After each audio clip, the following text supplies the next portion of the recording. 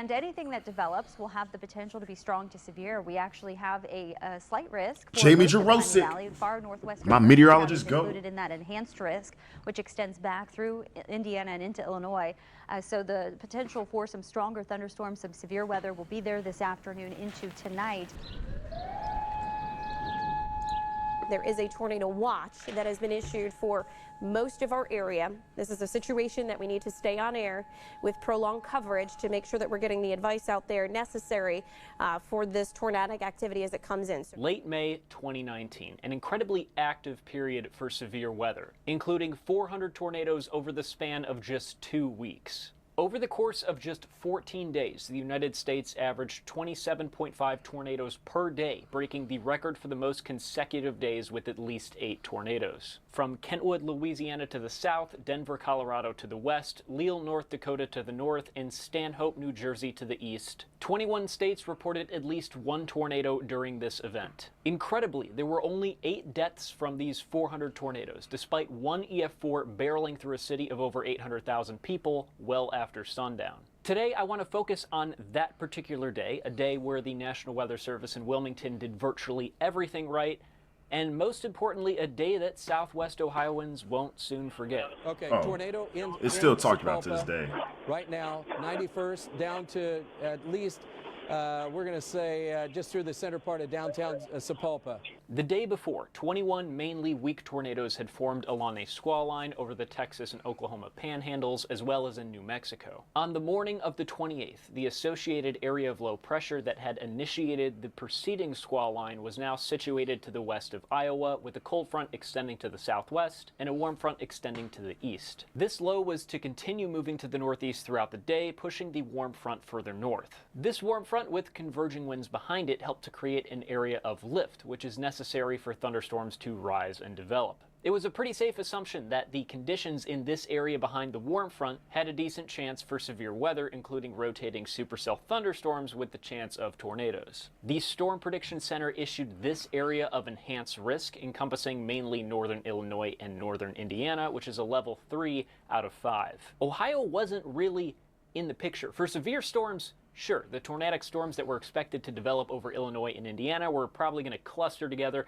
and move into Ohio at the end of the day, causing some severe hail and wind. This is a pretty normal thing that happens in the severe weather world. However, the meteorologists for the National Weather Service in Wilmington were looking at the forecast models for the evening to come, and the results were a bit concerning. The High-Resolution Rapid Refresh Model, or HRRR, is a short-range 18-hour forecasting model that does a full update every hour. In one run, the HRRR showed a mesoscale convective system, or a cluster of storms that bows out into a line, posing a threat for mainly damaging winds. However, in this top run, the outcome is a lot different. It suggests that the storms moving into Ohio in the evening would be discrete supercells, which greatly increases the threat for tornadoes. This was a situation that had to be monitored very closely throughout the day, and let me tell you, it was. In the early afternoon, the meteorologists looked at the atmospheric soundings for the western points in Ohio. And what they saw just made the situation even more uncertain.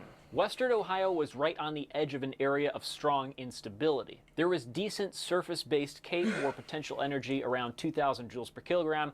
However, the wind shear was incredibly strong. What you're seeing here is called a hodograph, and it shows how much the wind changes speed and direction with height in the lower part of the atmosphere. This curve between 0 and 3 kilometers indicates the potential of thunderstorms with very strong rotation, which could certainly produce tornadoes. The area under the curve is a parameter called the storm relative helicity, and 709 is a very large and very concerning number. At around 2 p.m. local time, all of the HRRR runs had come to a consensus that the storms would be much more discrete in nature, as well as strong well after sundown. And this is when the National Weather Service looked into getting the Storm Prediction Center to extend the tornado potential across southwestern Ohio. And they did, from 2% to 5% in an area spanning from Fort Wayne to Columbus to Dayton, Ohio. Obviously, looking back, 5% was not enough. The National Weather Service also Shit, we took need to to get like Twitter warning 100. people specifically about the risk of nighttime tornadoes. Twitter is where I learned about the potential for severe weather. I was actually having a cookout with my family,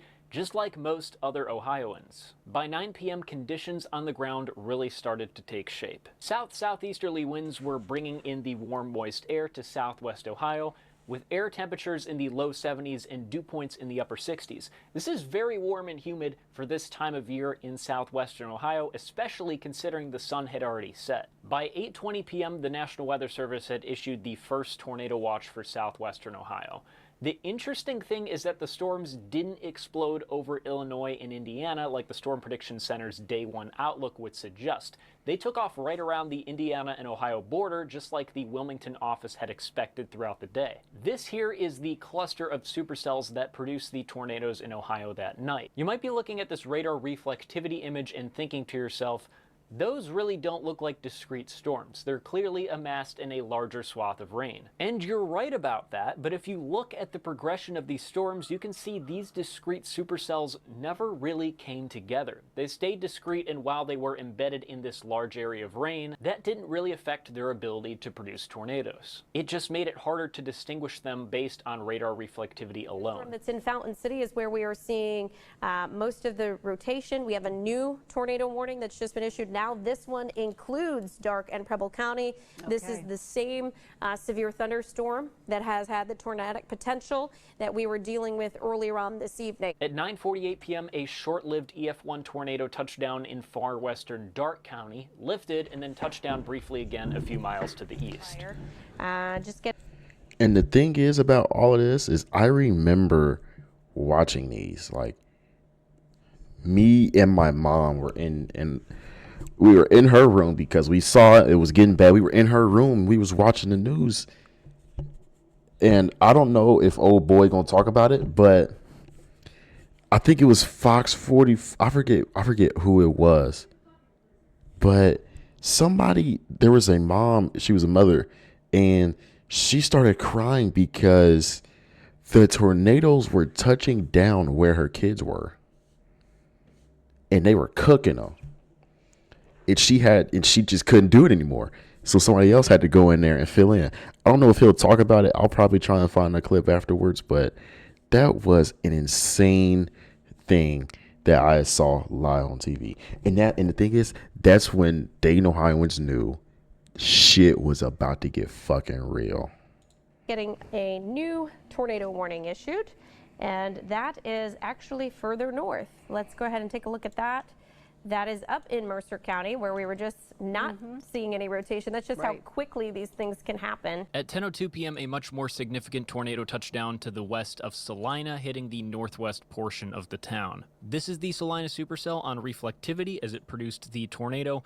Once again, it's very noisy. The radar beam's about 8,000 feet in the atmosphere, and you can't really distinguish any features on reflectivity. However, there's a clear velocity couplet here, indicating the presence of rotation, and this is where that tornado dropped. We have some Google Earth imagery as well. Now, this was taken 3 days after the tornado, and classic Ohio weather, most of the imagery involves a lot of low cloud cover, so there's a lot of stuff being obscured. There's nothing I can really do about that, but you can see some pretty cool and interesting things. The tornado touched down right near this house here. It was initially very weak, and it carried off to the east-northeast. Here along Bunker Hill Road to the west of Salina, you can start to see some very foggy indications of tornado damage. You have some areas where there are less trees over here, and this house here, you can see some debris is scattered off to the east. Clear indication of at least an EF1 tornado. Here's the intersection of Mudpike Road and Route 118. It's very difficult to see, but you can see some debris, probably some siding and some shingles are scattered about the fields here. Here are some more houses at the intersection of Hellworth and Fairground Roads, and unfortunately at this point the tornado pretty much traveled on top of Fairground Road, hitting houses both to the north and the south. All these houses have EF2, EF3 damage. You can see the roof's missing from this one, the roof is missing from this one as well, and the outer wall is collapsed, debris strewn in the field.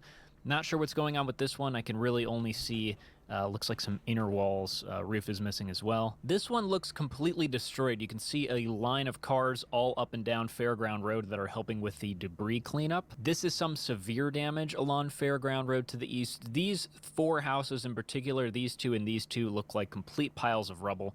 These 2 have the roofs missing, and this has its roof missing and a partial wall collapse here. This is one of the houses that sustained severe damage in the previous image.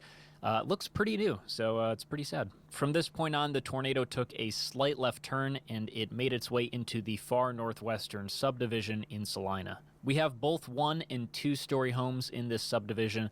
A lot of them in this narrow path have their roofs missing. Here we have an elongated 1-story apartment complex, and the southern half had its roof ripped off. The northern half was just fine. The tornado continues to the east-northeast as it passes over the North Grove Cemetery, and from this point on, it definitely weakens a bit.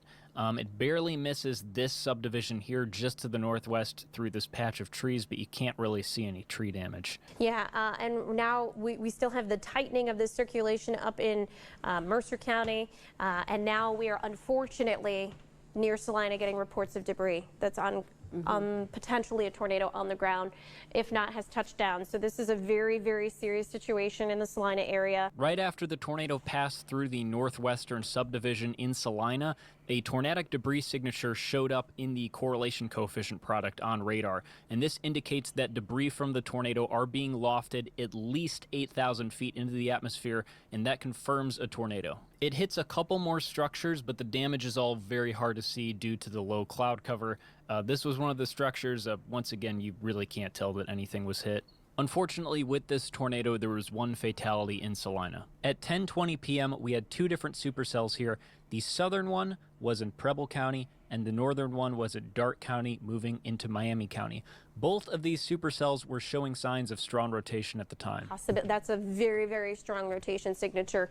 Potsdam, you absolutely need to be in your safe spot right now. West Milton, Pleasant Hill, looks like we are seeing a very tight circulation right overhead of Potsdam, and we're going to have to keep an eye on for the possibility of debris in this area as well. At 10:25 p.m., this northern supercell here in Darke County moved into Miami County just to the north of Potsdam and produced an EF3 tornado. Between Potsdam and Laura here at 10:30 p.m., we can see a very tight velocity couplet. We also see a tornadic debris signature. This is a bit closer to the radar. This is about 3,500 feet off the ground. With this second tornadic debris signature of the night being observed, it became pretty clear to meteorologists that this had the potential to be a deadly night. We don't have Google Earth imagery from immediately after the tornado, but we do have it from February of 2020, and you can see here several of these houses were destroyed to the point of them needing to be demolished. Along State Route 48, just to the east, it's a similar story. A couple houses here that were standing are no longer. You can actually see some trees down and some tornadic debris that's still scattered along this tree line dividing these 2 properties. Here's one of the few areas of significant tree damage you can see from this tornado. Thankfully, there were 0 fatalities associated with this tornado. While this northern storm was producing an EF3 tornado near West Milton, this southern storm was getting organized and heading scarily close to the Dayton metro area. We have another circulation, another one that's trying to form here. This one's getting tighter. This is east of Lewisburg. That's right along I-70. And Right you're along looking at the I-70. cities that would be in the path if that is a tornado forming. You know, Inglewood's not far. Phillipsburg, Brookville, those areas. The tornado that eventually would hit the heart of Dayton, Ohio, touched down just to the west of Brookville, right around this radar scan at 10:41 p.m. You can see here this is a pretty significant velocity couplet. The tornado touched down near North Sulphur Springs Road and became a high-end EF2 as it hit the south side of Brookville. Unfortunately, we don't have Google Earth imagery for this, but there are plenty of drone shots that I will add in here. God it ripped the roof damn. off of Brookville Middle School as well as damaged the roof and the exterior walls of a lot of homes just to the east. This is not good. This is not good. This is, you're talking Western Montgomery County? We're talking Western Montgomery County right now. Okay, so Trotwood, Taylorsburg, Inglewood. As the tornado exited And that's where we were. We were getting cooked over there. That whole area, Trotwood, Inglewood, and all that shit, we were getting cooked. We were getting cooked. We was in our little safe spot, my mom's closet. and you could just hear the whistling, just to like, oh fuck, no, scared for my motherfucking life. Thought I was gonna die that day. The velocity couplet became more defined. You had a tornadic debris signature that was fairly large, and with each updating radar scan, it became clearer and clearer that this was a life-threatening situation. This shit was hitting this shit didn't hit me, thank God. It hit my dad, it hit my cousin, friends, family, all over this big ass area. Hit everybody, bruh. Was getting cooked. Atmosphere. So at 10:50 p.m., the National Weather Service decided to upgrade the initial tornado warning to a particularly dangerous situation. The warning includes the text "tornado damage threat considerable" to let people know that they can expect a lot of damage from this tornado. Many of these houses here suffered high-end EF2, low-end EF3 damage. These houses here along Moss Creek Boulevard had their roofs completely removed. This is the Westbrook Village area down here and the Woodland Hills area up here. Damn.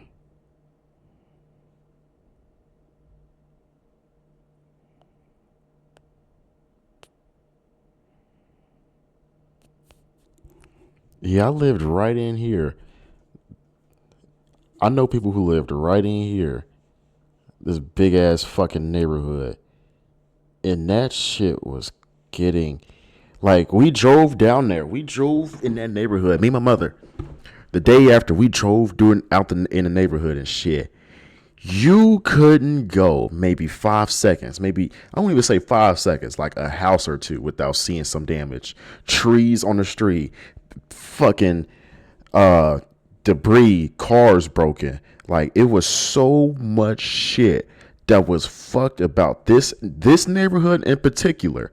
This neighborhood in particular was fucked up. Then don't even get me started on this up here. This up here don't even exist anymore. It's gone. It's fucking gone, bro. Like, that shit is, it was so damaged. It was beyond unrepairable that they just left it there. You can't even get in there now. It is fucking insane, bro. And both sustained high-end EF2 damage. The tornadic winds extended from to the north of East Westbrook Road all the way to the south of the village school here, and that's over half a mile wide. The damage in the Woodland Hills area is particularly interesting because it shows you just how sporadic the damage within the tornado itself was. The tornado continued off to the east-southeast, hitting a storage facility, albeit not particularly hard. You can see some vinyl siding and roofing material all along Galileo Street. To the east, this section of homes along Denlinger Road got hit 2 times hard. White's Heat. Thanks for the follow, bro. Were reduced to just a pile of rubble. This, unfortunately, is one of those houses that was completely destroyed. Appreciate it. Get me a little bit closer to that affiliate. One-story houses with a brick facing and an attached garage. It was at this point in time that the National Weather Service decided to make the final upgrade. These houses destroyed this second to the east for half a mile, which within the tornado itself was. The tornado continued off to the east-southeast, hitting a storage facility. I gotta remember who's Tay. I don't even know any Tays for real.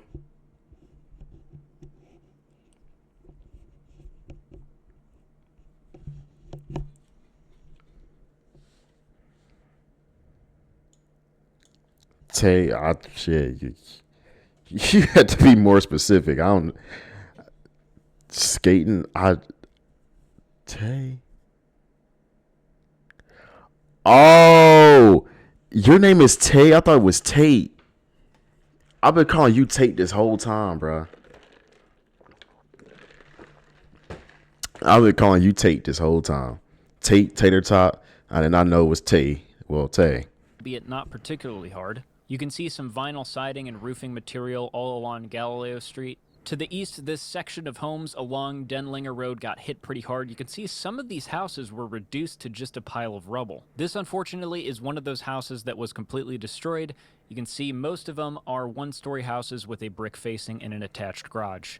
It was at this point Pretty sure that was my neighbor's National house. Weather Service decided to make the final upgrade to a tornado emergency for Montgomery County. If you're not sure what that means, I made an entire video on tornado emergencies a couple weeks ago. I'll leave it up in the corner. This here is the Hara Arena. It used to hold a lot of different events in the greater Dayton area. Yeah. Hara Arena, after the fucking tornadoes were just decimated. That was another fucking place that was beyond unrepairable. They after like 2-3 years after nobody just bought it, they just decided to tear it down. And now it's just a big ass parking lot that you can't even get into. It's just blocked off now. Hara Arena, I remember watching some shit. It was a indoor football game. I remember watching it in there, bruh, and now it's just gone. That shit is fucking gone. The whole area. Like, I could tell stories. I could make hella stories about all the shit that happened just because of these fucking tornadoes, bro. It was abandoned in August of 2016. It was actually a pretty popular urbex spot. A lot of people would break in and explore, and of course get arrested for doing so. Unfortunately, this historic arena took a direct hit by the tornado and basically lost all hope of ever being restored. In fact, it was demolished a couple years ago. The tornado then crossed Shiloh Springs Road, and it seemingly produced lighter damage here. Along North Main Street, it damaged a bar and a Donato's Pizza, as well as a Penn Station. A lot of houses to the east sustained roof and tree damage. You can also see a sort of swirl pattern of down trees here near Sinclair Park. If a man really hated ads, here's what he would do. Day one, fucking install Pi on need his computer more without spending a dime. The damage here along the Stillwater River is where the survey damage team decided to make the upgrade to an EF4 tornado. Yeah.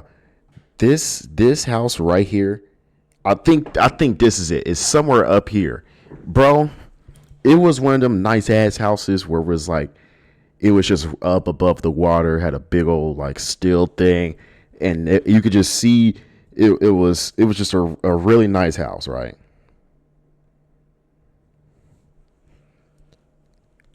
That is, it's not even there anymore. It's not even there. It's all up down North Dixie and Needmore, Main Street. You would think this is an abandoned town. When we drove after that, we was just like, damn, it just looks like somebody just abandoned this whole fucking town, bro. Like, Dayton got fucked hard.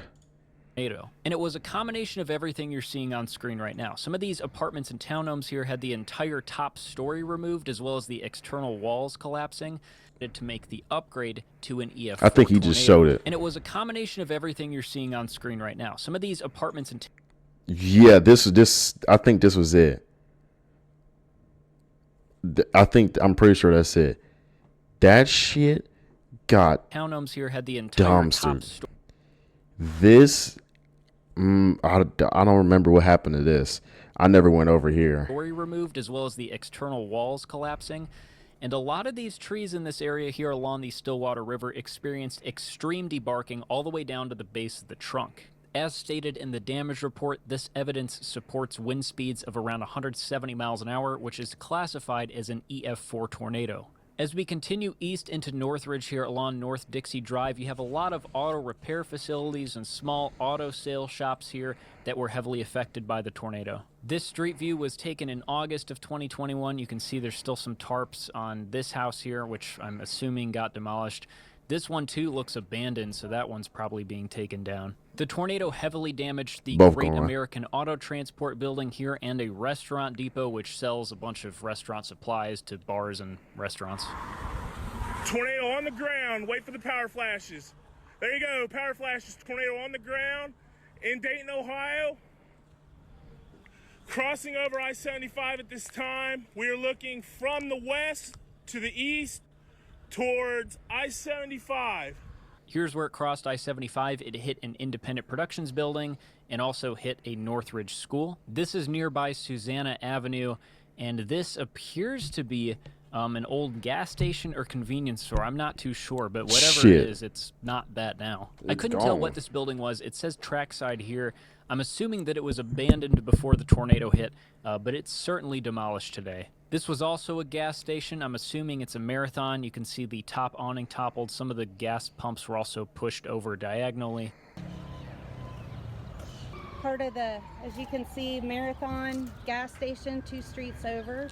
Several homes were demolished and others had to have their roofs replaced. There's also something that's very interesting to me whenever I'm looking at post-tornado images, is just the shapes of the trees that were affected by the tornado but are still living.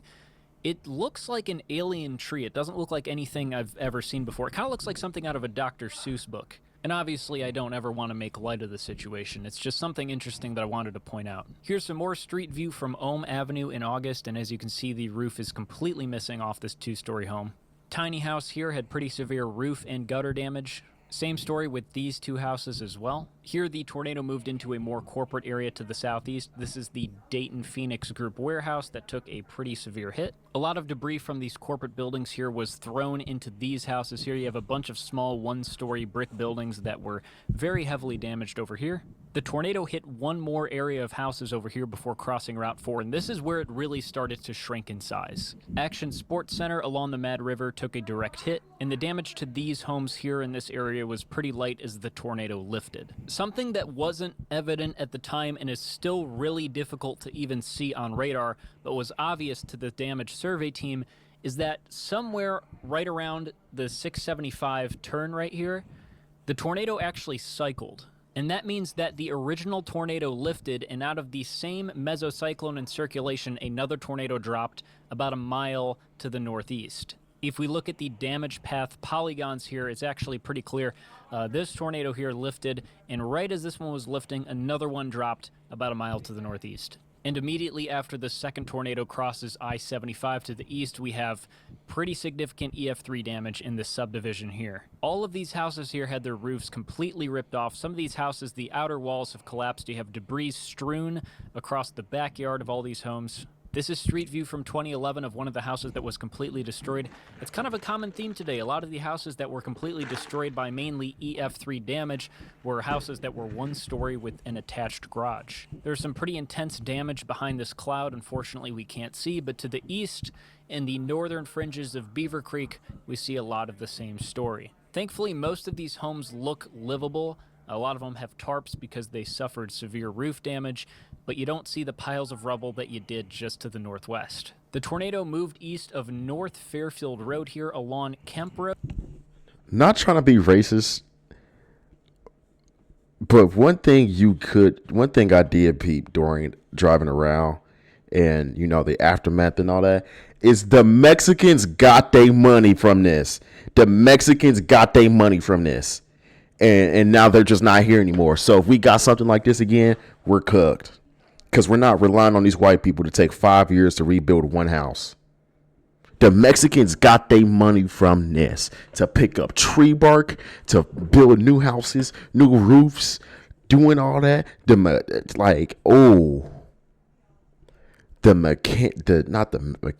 Mexicans got their bag from this. They money was full. It was insane. It was insane. I ain't trying to be racist, though. No racism, though. Road, and the damage became more EF0, EF1. It definitely wasn't as intense, which is a good thing because this is another highly populated suburb. This here is actually not tornado damage. This is a small new subdivision being built. And it does look like we have another potentially dangerous tornado trying to develop north and west, just down south of Laura. We're talking south of Potsdam. This is crossing over 721 north of Montgomery County Line Road. As this supercell that produced the EF3 Beaver Creek tornado and the original Dayton tornado moved out of the area, you had this second supercell to the northwest that was starting to get organized here, and it was taking an eerily similar path. So Dayton was getting prepared to get hit a third time. The tornado touched down around 11:34 right on top of I-70 here to the northeast of Northview. You can see the velocity couplet right here is pretty strong, and thankfully it produced very little damage in this area. Continuing off to the southeast near Brantford Road, you can see some of these houses have substantial roof damage, but not nearly as bad as the previous 2 tornadoes. It passed over the Dayton Memorial Park, which appears to be a cemetery, and that's between Vandalia and Shiloh. And here it entered another area along I-75 where there were a lot of businesses. Most of them saw some roof damage. Just to the east of I-75 here, you have the 84 Lumber Company, which took some pretty mid-range EF2 damage, as well as the Scene 75 Entertainment Center. Many more corporate... Scene 75 was gone, too. Scene 75, they shut down for like 2... They were really supposed to just rebuild for like a summer, like open up the next summer, or maybe a summer and a half. A year and a half is more realistic. But due to COVID, it just stopped. Like they couldn't work anymore. So it took like they opened up, 2023, summer 2023, maybe 2022. I don't remember, but they shut down extra long afterwards. But they came back bigger and better though. Low-key, if you ever like, oh, they ain't got nothing to do, go to Scene 75. The Columbus one isn't good. Not Columbus. The Cincinnati one isn't good. Go to the Dayton one. That one's so much better. Warehouses in this area sustained EF2 roof damage. You can see a lot of debris and a lot of downed trees. Thankfully, the tornado then sliced across this area of land here that is unpopulated, and then it weakened and lifted near Harshman Road. That original Dayton supercell went on to produce several more tornadoes all the way as far east as Hocking County. In fact, the only one I could really get imagery for was the tornado that hit just to the northeast of Laurelville. And as you can see, it produced significant tree damage in this area here. This image was taken about 2 years later. As you can see, this person took it upon themselves to probably hire a lumber company and clear out all these dead trees, maybe sell it for firewood. I'm not sure, but clear the land. The majority of information I obtained for this video was from 2 separate presentations given by Andy Hatzos of NWS Wilmington. I'll link the 2+ hour presentation in the description below. It goes way more into depth than my video does today. But there are a couple more things that I think are very important to mention. The average lead time for all the tornadoes that occurred in Ohio that night was 15 minutes. Each EF3 tornado had at least 12 minutes, and the Dayton EF4 tornado had 34 minutes, with the tornado emergency occurring 8 minutes before it hit the city. At the time the EF4 tornado was hitting Dayton, many meteorologists across the country were fearing the worst. You had a violent tornado that was hitting a populated area on a federal holiday when it was pitch black outside. When listening to the local police scanners immediately afterward and hearing the worst of the damage, many people, myself included, expected a much higher death toll. But the only fatality happened in Salina, and there were only 130 or so injuries reported in the state in total. There were many factors likely at play here, but I think it's very important to give props to NWS Wilmington. They saw exactly what was coming later that day, and they took to social media to warn everyone, and the data shows that it worked. The tweets the Weather Service put out in the days surrounding the outbreak garnered 4 million views. Some other factors that could have accounted for the low death toll: 0 mobile homes were hit by the tornadoes. Mobile homes and cars are often the most deadly places to be during a tornado. And as Andy pointed out, it was also the night of Memorial Day, meaning that people were just coming home from spending the day with their families and they were getting ready to work the next day, so most people were probably in a safe place already. While a violent nighttime tornado outbreak is the worst case scenario, this might have been the best case scenario nested within that worst case scenario. I hope you learned a bit more about this tornado outbreak. Feel free to like and subscribe, it really helps me out, and you can leave your suggestions in the... Man, that was an insane day. Great video too. Very good video. Like, jeez.